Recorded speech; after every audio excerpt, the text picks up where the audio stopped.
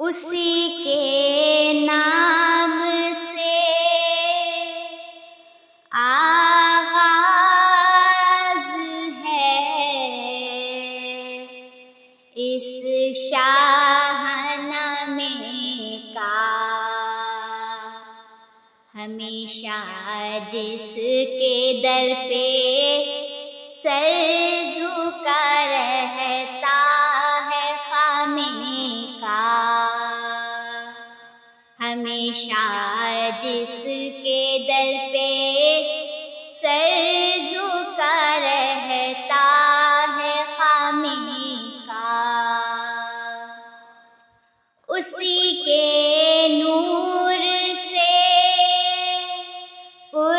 نور ہے شمس و قمر تارے، وہی ثابت ہے جس کے گرد پھرتے ہیں یہ سیارے، وہی ثابت ہے جس کے گرد پھرتے ہیں یہ سیارے۔ السلام علیکم۔ آج تیسرے روزے کی سحری ہے۔ شاہنامہ اسلام کے ساتھ شبینہ طارق۔ پچھلی ویڈیو میں شاہنامہ اسلام باب پنجم، پہاڑی کا واز اعلائے کلمت الحق سے حضرت علی کا ایمان تک بیان کیا گیا تھا، اور آج اسلام لانے والوں پر مصائب کے پہاڑ کے واقعات۔ شاہنامہ اسلام سے ابوالاسر حفیظ جالندری نے جس طرح منظوم انداز سے پیش کیا ہے ویسے پیش کرنے کی کوشش کرتے ہیں۔ اللہ تبارک و تعالی اپنی بارگاہ میں قبول فرمائے، آمین یا رب العالمین۔ شاہنامہ اسلام باب پنجم سے آغاز کرتے ہیں۔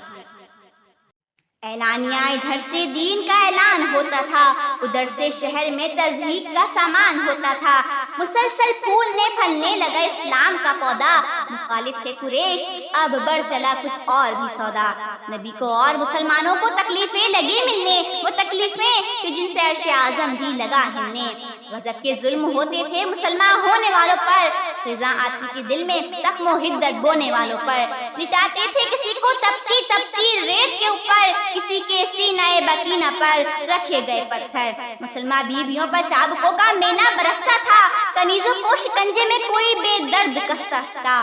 بلال و یاسر و عمار و خباب اور سمیہ، صہیب و ابو فقیہ اور لبینہ اور ندیہ، زنیرہ اور عامر تھے غلام اور لونڈیاں ان کی، مسلمان ہو گئے تھے آ گئی آفت میں جان کی،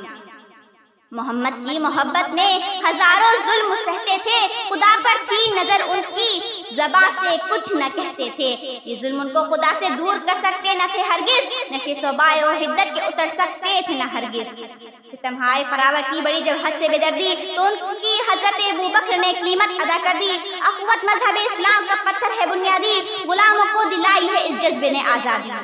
مسلمان ہونے والوں سے غلامی کی مٹی ذلت کے آڑے آ گئی عثمان اور ابوبکر کی ہمت،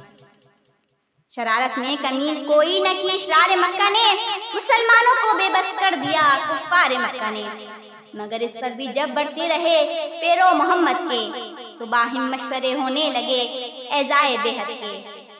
ابو جہل امیہ ابو لہب عتبہ ابو سفیان ولید و عاص و عتبہ الغر جتنے بھی تھے ذیشان، یہ فرزنداد تاریکی جو نور حق سے چنگیائی ہوئے ایک دن اکٹھے اور ابو طالب کے گھر آئے، کہا ہم کو بھتیجا آپ کا بے دین کہتا ہے، ہمارے دین کو انسان کی توہین کہتا ہے، برا کہتا ہے وہ چھوٹے بڑے سارے خداؤں کو، حبل کو لات عزا کو دیوی دیوتاؤں کو، ہمارے باپ داداؤں کو بھی گمراہ کہتا ہے، سوا اپنے خدا کے سب کو غیر اللہ کہتا ہے، بس اب برداشت کر سکتے نہیں ہم اس کی جرت کو، کسی دن دیکھ لیں گے اس کو اور اس کی نبوت کو۔ ہم اپنے دین کی توہین پر چپ رہ نہیں سکتے، تمہارے پاس آئے ہیں کہ بس اب سہ نہیں سکتے، تم اس کا ساتھ چھوڑو یا کرو تنبیہ اس کو،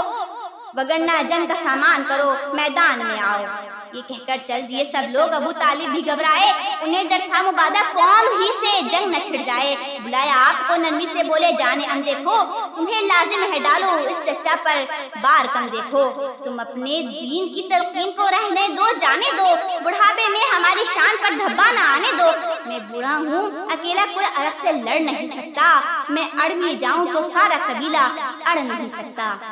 چچا کے دامن شفقت کو بھی ہٹتا ہوا پایا تو ہو کر عابدیدہ ہادی برحق نے فرمایا، قسم اللہ کی سارا جہاں بھی ہو اگر دشمن، یہ سب شیطان کی ساتھی بڑھیں ہو کر بشر دشمن۔ جفا و ظلم کی آندھی چلے طوفان آ جائے، مٹانے کو میرے شداد اور حامان آ جائیں، کسی کی دھمکی کسی ڈر سے میرا دل گھٹ نہیں سکتا، مجھے یہ فرض ادا کرنا ہے اس سے ہٹ نہیں سکتا۔ میرے ہاتھوں میں لا کر چاند سورج بھی اگر رکھ دیں، میرے پیروں تلے روئے زمین کا مال و زر رکھ دیں، خدا کے کام سے میں ہرگز باز نہیں رہ سکتا۔ یہ بھوت جھوٹے ہیں، میں جھوٹوں کو سچا نہیں کہہ سکتا، میں سچا ہوں تو بس میرے لیے میرا خدا بس ہے،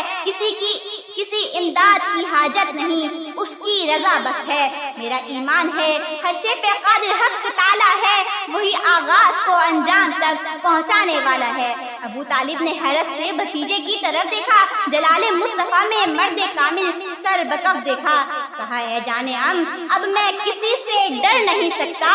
جہاں میں کوئی تیرا بال بیکا کر نہیں سکتا۔ شاہنامہ اسلام میں حفیظ جالندھری نے اس واقعے کو جس طرح سے نظم کیا ہے یہ انہی کا حق ہے۔ کل ہم اسی میدان سے گفتگو کا آغاز کریں گے، مجھے اجازت دیجیے، اللہ حافظ۔